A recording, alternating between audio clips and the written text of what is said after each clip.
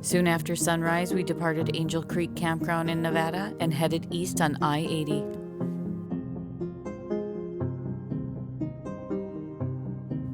The Dwight D. Eisenhower Highway uniquely travels under a few wildlife crossing overpasses before leaving Nevada.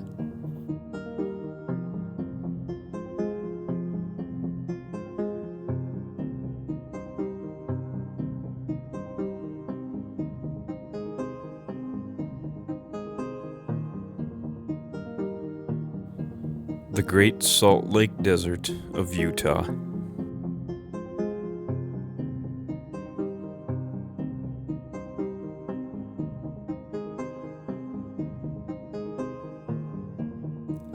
I-80 runs lateral through the Bonneville Salt Flats, home of the Bonneville Speedway, known for land speed records, and the Utah Test and Training Range, known for its restricted supersonic military airspace.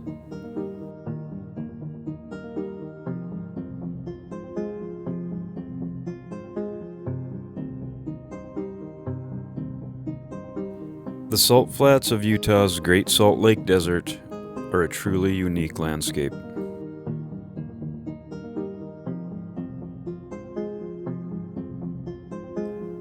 The Silver Island, Newfoundland, and Lakeside Mountains to the north,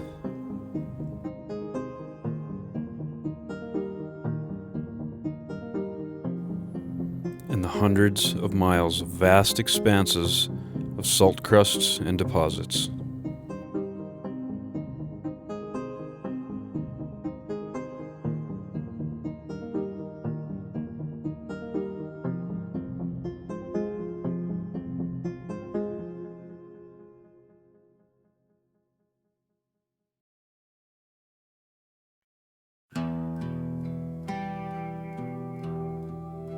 After passing through busy Salt Lake City, a quick but quiet lunch at the Strawberry Visitor Center in Uintah, Wasatch Cache National Forest was in order before heading for the state line on Highway 40.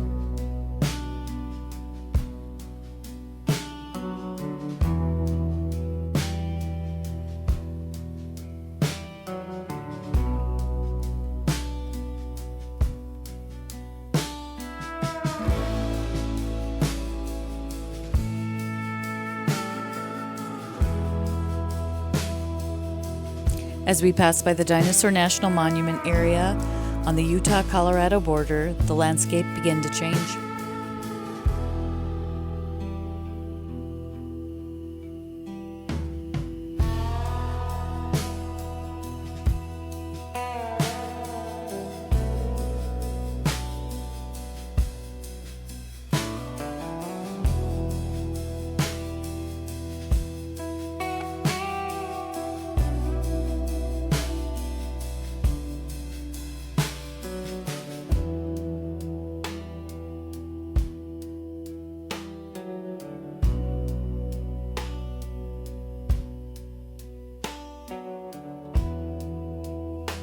Muted reds and browns of arid rocky desert are replaced with lush greens and browns of mountainsides.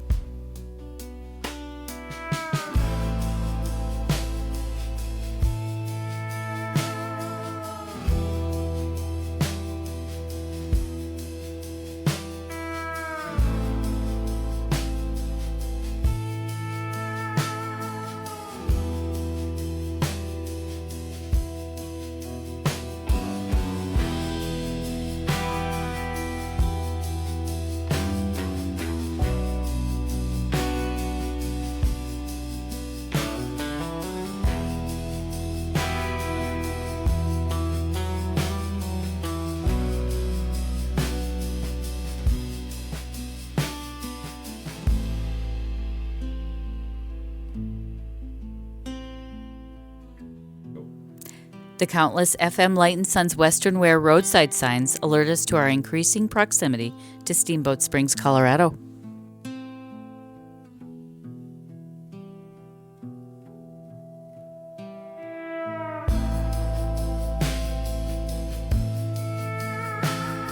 With yet another weekend evening arrival, we strike out at our first choice of National Forest camping areas.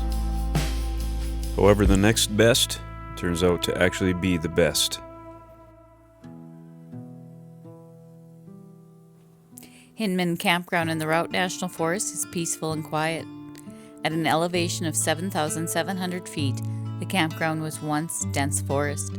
Due to extreme weather, pine beetles, and forest fire, the area is now less wooded and likely less desirable than other camping nearby. The first site we commandeered seemed to not have been used in some time. It was overgrown with weeds, and in fact, with the recent fire ban, a tall weed sprouted from the very center of the fire ring. Within the hour of our arrival, our neighbors across departed.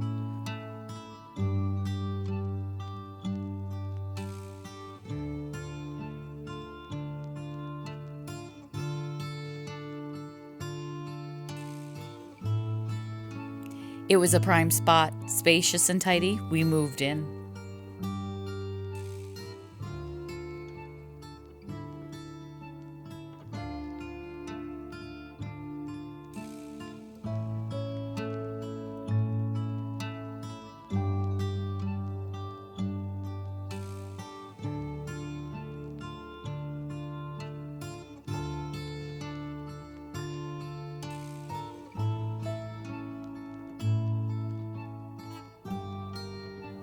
The next morning, we explored the surrounding area. With a visit to a close-by state park and a short hike, it quickly became evident that a couple of days would not do this beautiful section of Colorado justice. This was a state we would definitely be returning to in the future.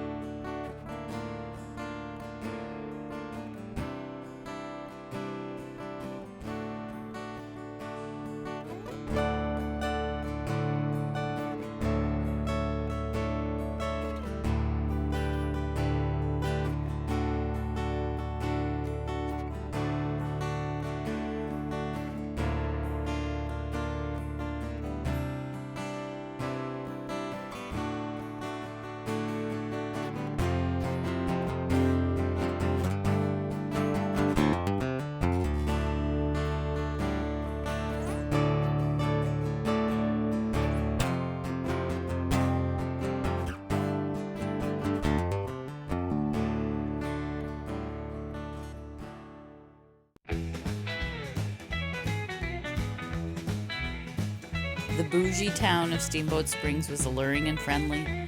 The ski town summer scene offered art, shopping, dining, music, and a craft fair in the park near the creek.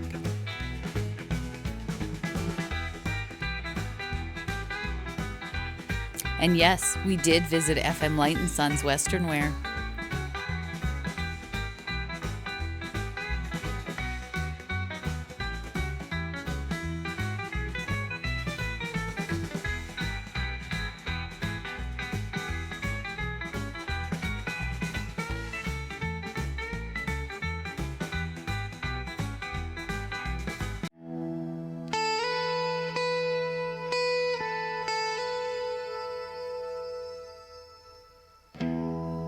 The evening was pleasant, and we were lulled to sleep by a couple of passing storms.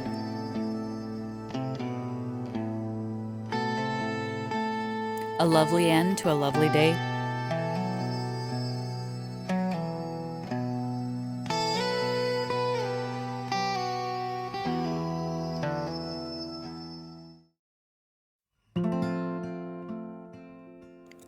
The next day was a bit overcast, but made for a perfect day to explore more of the surrounding area.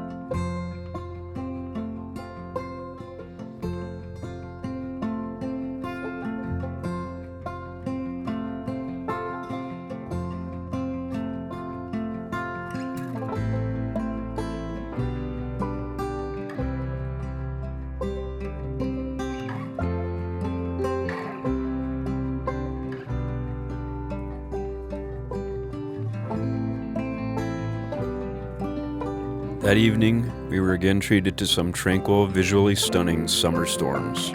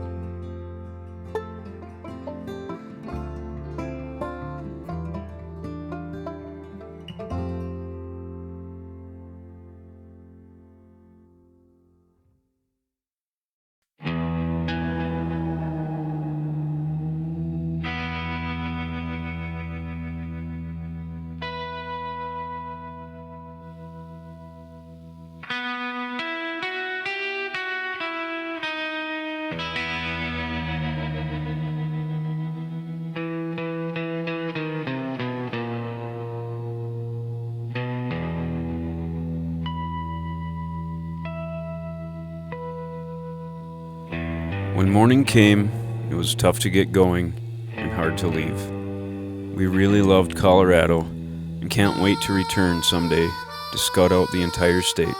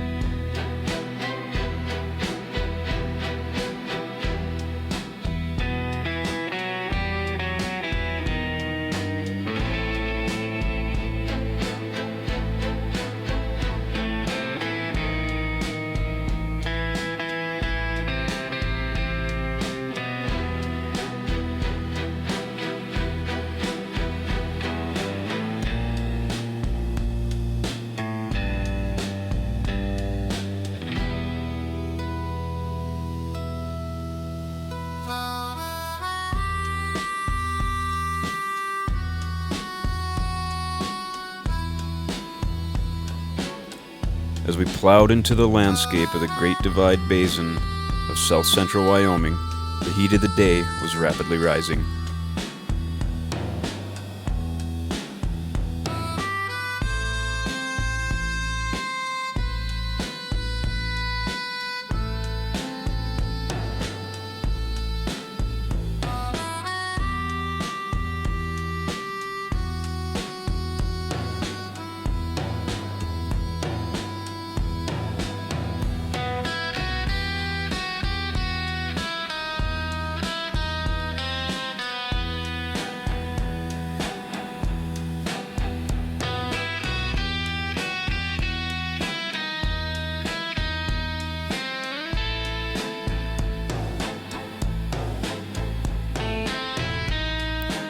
Heading northeast on 220, we pulled into an area known as Devil's Gate for lunch, a treacherous waypoint on the westward wagon trail of the early part of the 1800s.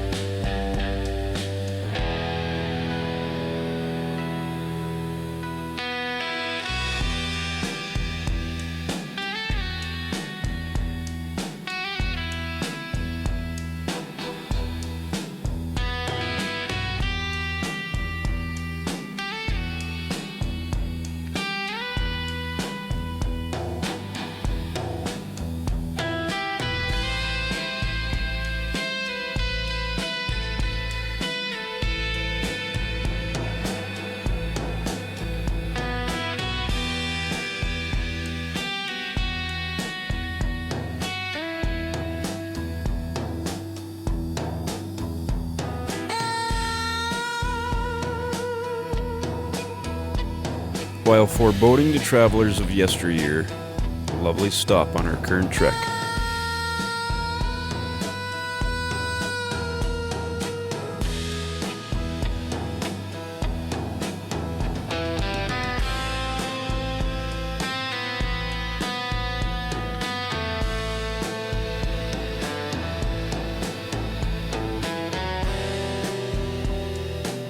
Pioneer's next westward waypoint of Split Rock can be seen in the distance from Devil's Gate.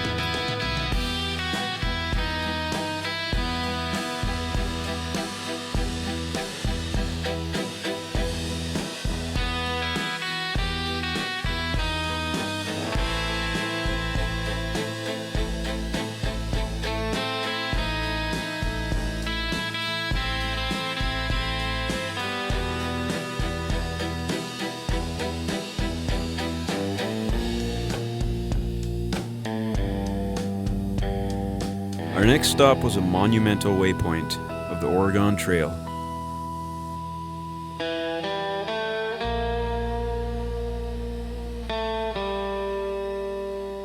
Independence Rock.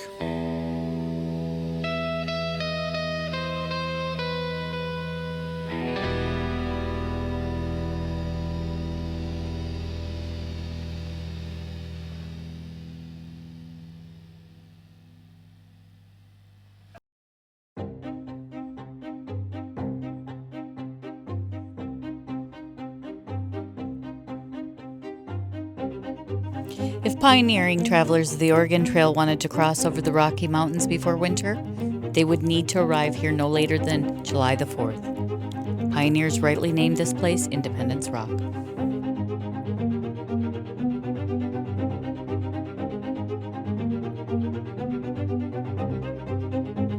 Hundreds, if not thousands, of wayfaring Oregon Trail travelers carved their names in the rock forever, solidifying their stories in American history.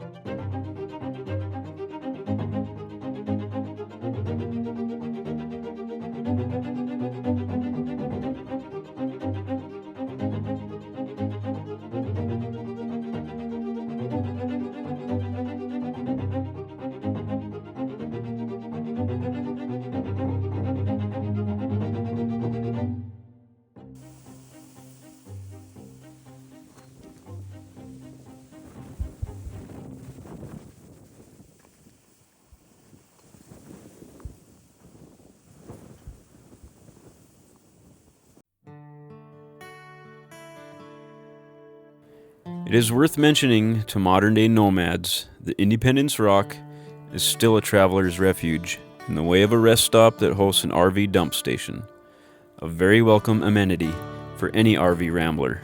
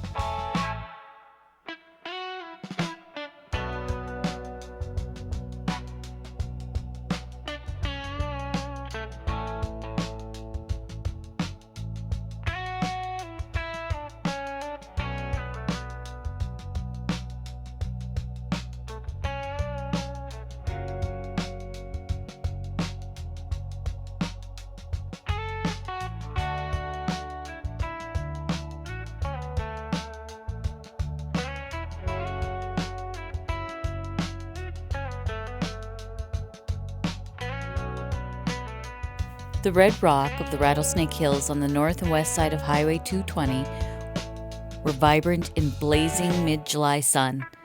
Central Wyoming was unexpectedly beautiful.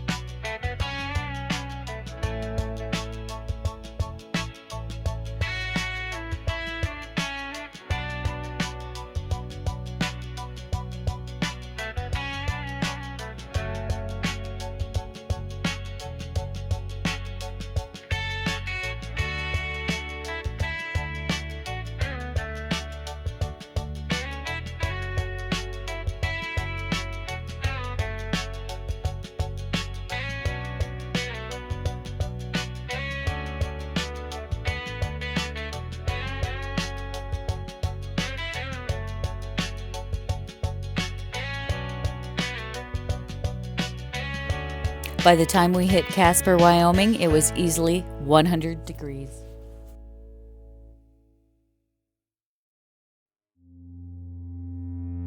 As we entered the Bighorn Mountains, the sweltering summer day was building a soaking summer storm.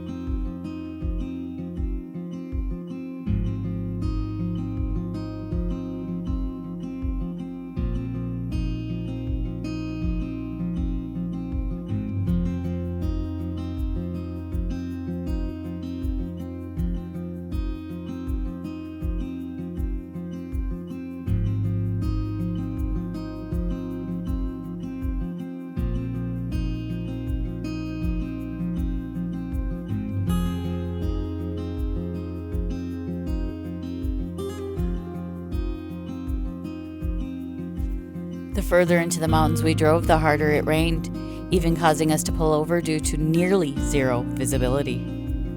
Every time it let up, we pushed on.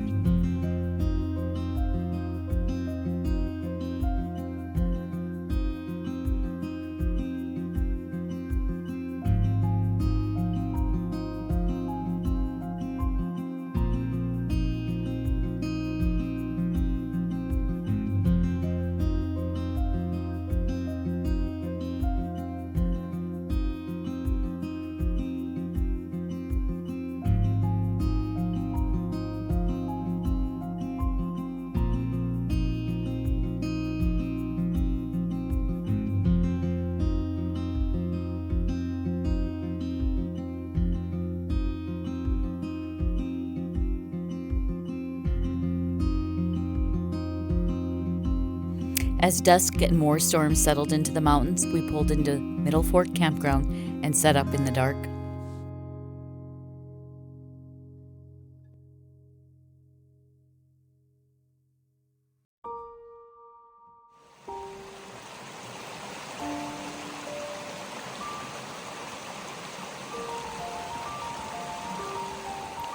The next morning, the absolute God-given beauty of the Bighorn Mountains became apparent in the light of day.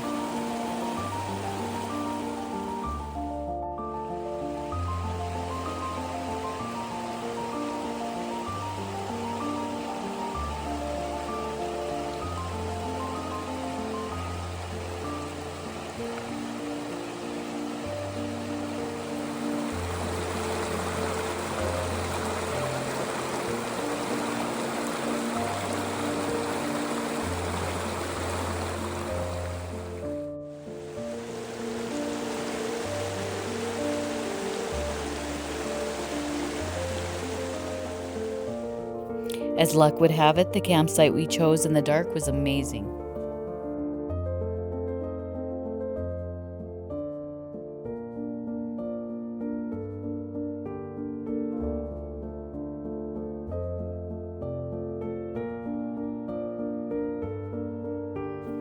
It was clear to us that the state of Wyoming also warranted a return visit. We merely scratched the surface passing through. We will most certainly be back.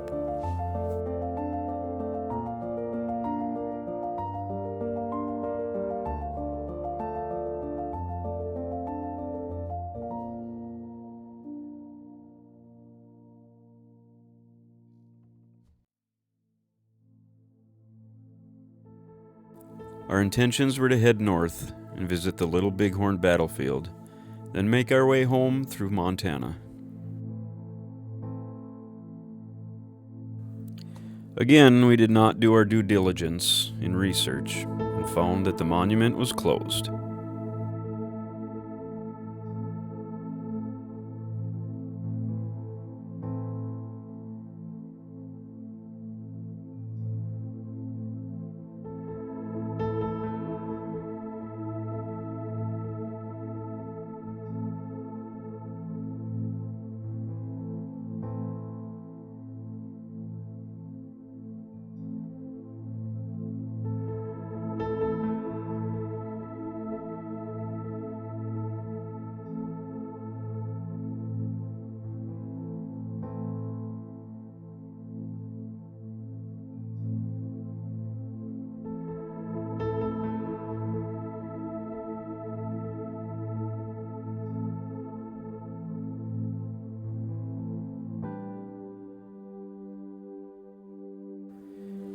We reevaluated our travel plans at breakfast in a straightforward tiny diner in the charming town of Buffalo, Wyoming.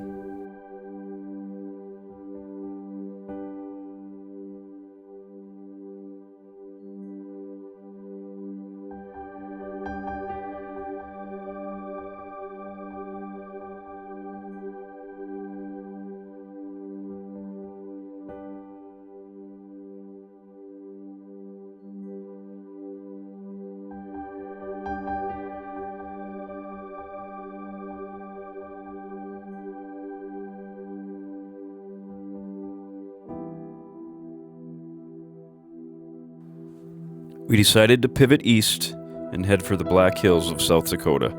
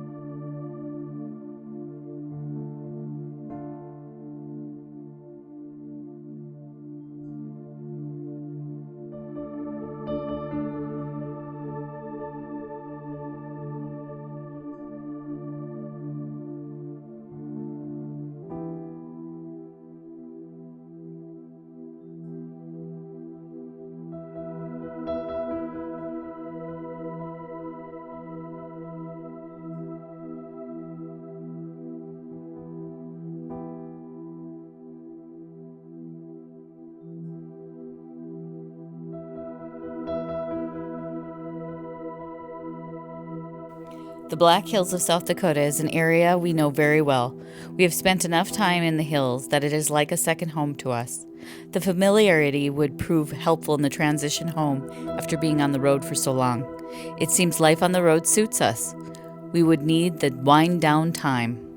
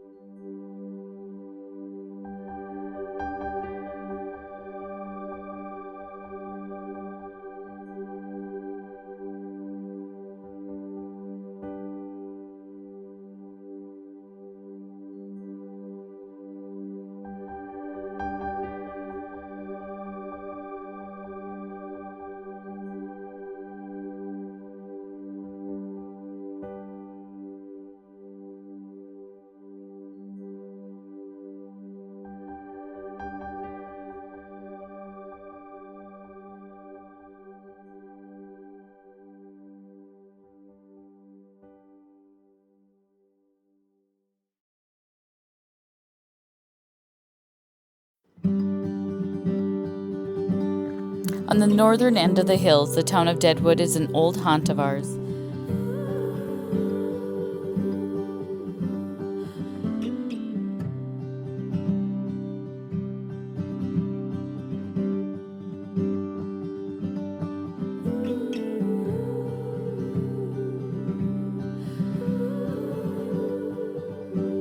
Famous for its history, its close proximity to Black Hills attractions, such as Mount Rushmore, casinos, and its connection to the HBO series.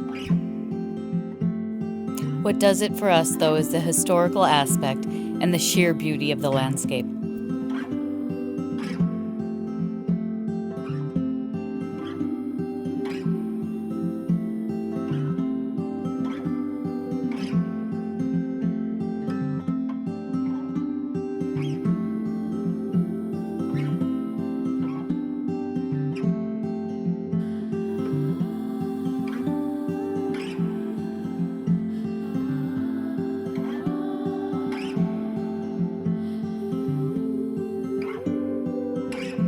Also, the fine folks who own the Deadwood KOA.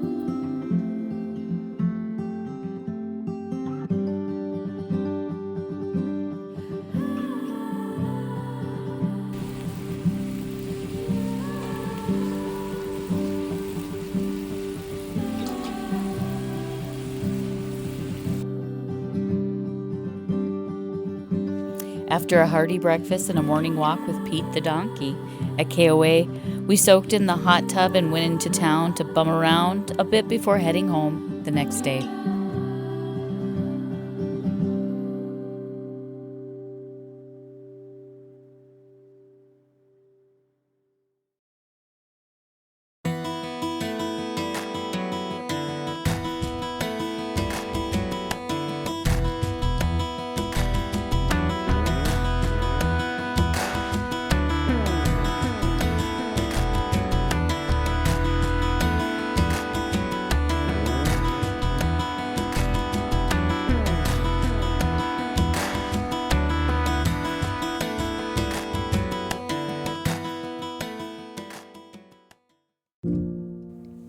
North into the prairie plains of Dakota Territory. We never did find the end of the White Line. As it turns out, there may be no end. And that would be just fine with us. We would love to test that theory.